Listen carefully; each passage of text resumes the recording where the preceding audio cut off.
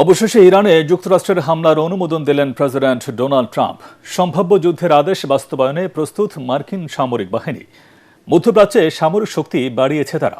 ইসরায়েলের সঙ্গে সংঘাতে ইরানের পক্ষে চীন ও রাশিয়া নৈতিক সমর্থন দিলেও তেহরান এখনও মস্কোর কোনো সহযোগিতা চায়নি বলে জানিয়েছেন প্রেসিডেন্ট ভ্লাদিমির পুতিন।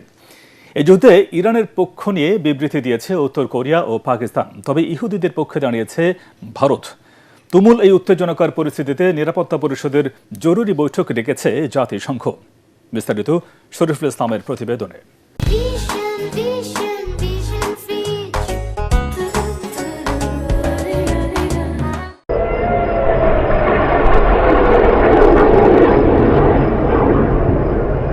ইরানের সাথে তুমুল লড়াইয়ের এ পর্যায়ে ইসরায়েলে হাইপারসনিক ক্ষেপণাস্ত্র ছুড়ছে ইরানের বিপ্লবী গার্ডের অ্যারোস্পেস ফোর্স, যা সরাসরি আঘাত হানছে ইসরায়েলের বেসামরিক এলাকাগুলোতে।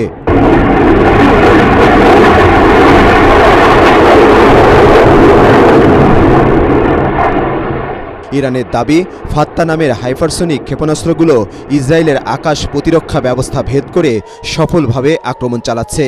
ইসরায়েলি বাহিনীর আগ্রাসনের জবাবে শেজেল 2 নামের দীর্ঘপাল্লার কঠিন জ্বালানির ব্যালিস্টিক ক্ষেপণাস্ত্র ছুড়ছে ইরান। দুদেশের এই সংঘাত মারাত্মক বিপর্যয় ফেলে দিয়েছে বিশ্বকে। ইরানের সর্বোচ্চ ধর্মীয় নেতা আয়াতুল্লাহ আলী খামেনি কোনো শর্তে আমেরিকার কাছে আত্মসমর্পণ না করার ঘোষণার পর তেলে বেগুনে জ্বলে উঠেছেন মার্কিন প্রেসিডেন্ট ডোনাল্ড ট্রাম্প। খামেনির বক্তব্যের পর শীর্ষ উপদেষ্টাদের সঙ্গে নিয়ে বৈঠক ডেকে ইরানে আমেরিকার সামরিক অভিযানের অনুমোদন দিয়েছেন তিনি। ইরান যদি আত্মসমর্পণ না করে তাহলে খামেনির জন্য শুভকামনা। আমি ইরানে হামলা করতে পারি। ইরানকে নিঃশর্ত আত্মসমর্পণের দাবি জানাচ্ছি। আগামী সপ্তাহটা খুব গুরুত্বপূর্ণ হতে যাচ্ছে। ট্রাম্পের আদেশ বাস্তবায়নে আক্রমণের প্রস্তুতিও নিয়েছে মার্কিন সামরিক বাহিনী। মধ্যপ্রাচ্যে সামরিক শক্তি বাড়িয়েছে তারা। নৌবাহিনীর তৃতীয় একটি ডেস্ট্রয়ার ঢুকেছে পূর্ব ভূমধ্যসাগরে। আরও একটি এয়ারক্রাফট ক্যারিয়ার স্ট্রাইক গ্রুপ পাঠানো হচ্ছে আরব সাগরে। ইসরায়েলের পাশে থাকার জন্য ট্রাম্পকে ধন্যবাদ জানিয়েছেন প্রধানমন্ত্রী নেতানিয়াহু। আমি প্রেসিডেন্ট ট্রাম্পকে ধন্যবাদ জানাচ্ছি। তিনি ইসরায়েলের একজন মহান বন্ধু। আমাদের ইসরায়েলের আকাশ রক্ষায় সহায়তা করবে যুক্তরাষ্ট্র। আমেরিকা ইরানে হামলার ঘোষণায় বিভক্ত হয়ে পড়ছে বিশ্বের পরাশক্তিগুলো। ইসরায়েলের আক্রমণ থেকে নিজ দেশের নাগরিকদের বাঁচানোর কথা বলে তেহরানে অপারেশন সিন্ধু শুরুর ঘোষণা দিয়েছে ভারত। অন্যদিকে ইরানের পক্ষ নিয়ে সরাসরি বিবৃতি দিয়েছে আরও 2 পরাশক্তি, উত্তর কোরিয়া ও পাকিস্তান। ইরানের উপর ইসরায়েলের হামলাকে মানবতার বিরুদ্ধে অপরাধ বলে উল্লেখ করেছে দেশ দুটি। ইরানে আমেরিকার আগ্রাসন পরিকল্পনার বিরুদ্ধে তীব্র প্রতিক্রিয়া দেখিয়েছে চীন। যুক্তরাষ্ট্র ছাড়া বিশ্ব আরও নিরাপদ বলে টুইট করেছেন প্রেসিডেন্ট শি জিনপিং। ইরানের পক্ষে নৈতিক সমর্থন আছে চীন ও রাশিয়ার, তবে ইরান এখনও মস্কোর কোনো সহায়তা চায়নি বলে জানিয়েছেন প্রেসিডেন্ট পুতিন।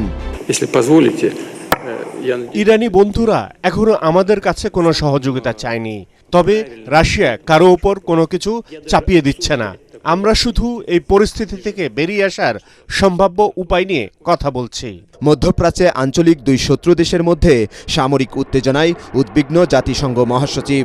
চলমান পরিস্থিতিতে কোনো দেশকে কারো পক্ষ না নিয়ে বরং আগ্রাসন বন্ধের আহ্বান জানিয়েছেন তিনি। ইসরায়েল ইরানের মধ্যে তুমুল লড়াইয়ে মহাসচিব গুতিরেজ গভীরভাবে উদ্বিগ্ন। দুদেশকেই অবিলম্বে সামরিক আগ্রাসন থেকে বিরত থাকার আহ্বান জানাচ্ছে।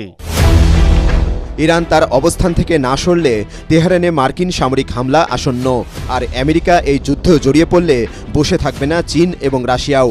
ফলে নিশ্চিত এক মহা বিপর্যয়ের দিকে এগোচ্ছে বিশ্ব।